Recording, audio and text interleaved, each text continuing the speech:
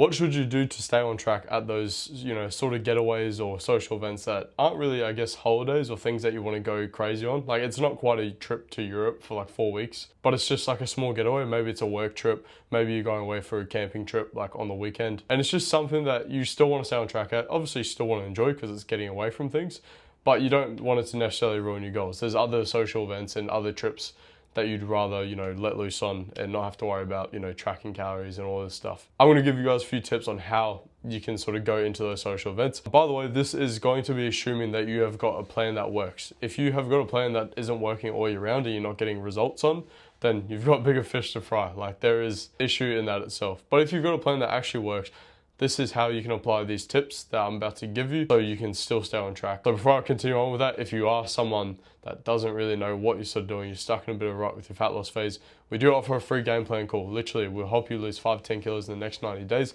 just like our clients. But essentially, we guarantee on our program that all our clients will lose 5 to 10 kilos in the first 90 days without having to cut out their favorite foods or social events. We are literally on this free game plan call giving you the plan that they use to get these results, essentially. So let's get into it. Let's say I'm going to come at you guys from a few different angles here. So we're just going to go with two different types of events, because, you know, for the general sort of range of, you know, events and getaways, they're all going to be pretty similar to these, but these are probably the ones that trip people up the most.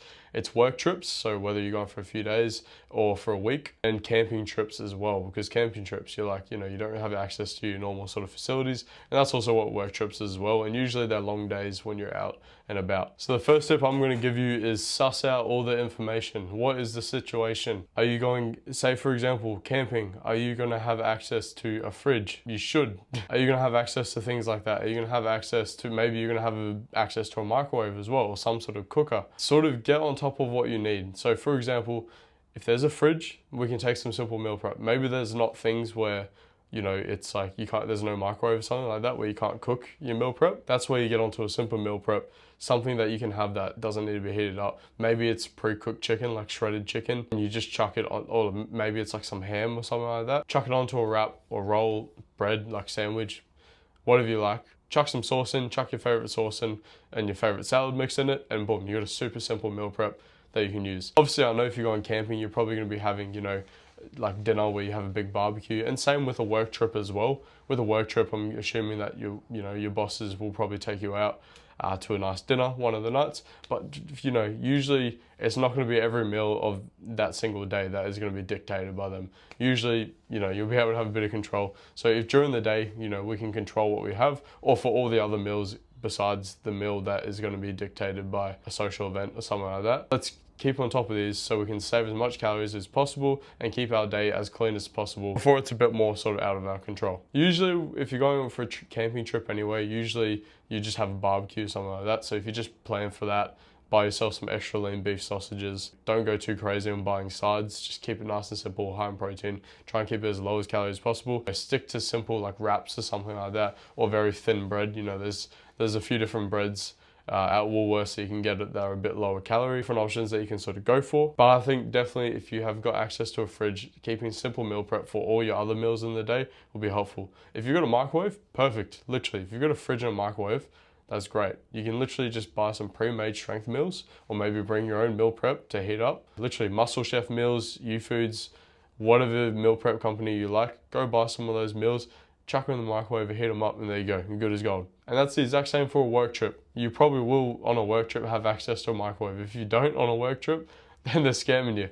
You know, wherever you stay in the accommodation, I'm sure there will be a microwave and a fridge, at least, at very least. Work trips usually pretty sorted as well. Now, what about if you do go out for dinner? We already went through the barbecue stuff. Usually most of it's gonna be protein anyway, but it's the exact same principles that apply when you're going out for a dinner. Say your bosses take you out to a pub or a nice restaurant, focus on protein.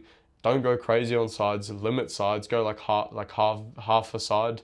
Maybe if you get a garlic bread, you know, share it with like 2 or 3 people, or maybe even more. Just don't go too crazy on it. Make sure everything is accounted for as well. I'm not saying you have to track while you're at the event, but maybe when you go to the bathroom for that 1 minute, take that extra 1 minute while you're already in the bathroom. So it's not like you're, you know, being unsocializing, or what's the word for it? You're not being social at the actual event if you just go to the bathroom quickly, or take a photo of your food so you can track it a bit later, or even just write a simple note down into your phone. That way you can keep yourself accountable as well. while on the go, and it's not necessarily going to be impacting your socialization with people. You can even do one better. You can look at the menu online if you know where exactly you're going for this meal out, or you know what exactly is going to be available. You can pre-track what you want to eat. Pick a meal that suits your goals best and stick to that. Plan the rest of your day of eating around it. Just try and prepare and plan as much as possible. Preparation is key with everything in life. So just try and prepare yourself as much as possible, and trust me, results will be better. With drinks, if you're wanting to have drinks, keep yourself a limit. Track, in that day of eating, get yourself a limit, 2 or 3 drinks, depending on your calorie goals. Maybe it's 1 drink. Look, aside from this, for these little sort of getaways, like for example, work trip and a camping trip and all these other sort of events, that is sort of the most that you can do. If you're going out, focus on protein, limit sides, try and keep reasonably healthy. If you can prepare and look at the menu online, if you have the option to do so, do that. It will only help you. With other things as well, with your meal prep, keep it super simple.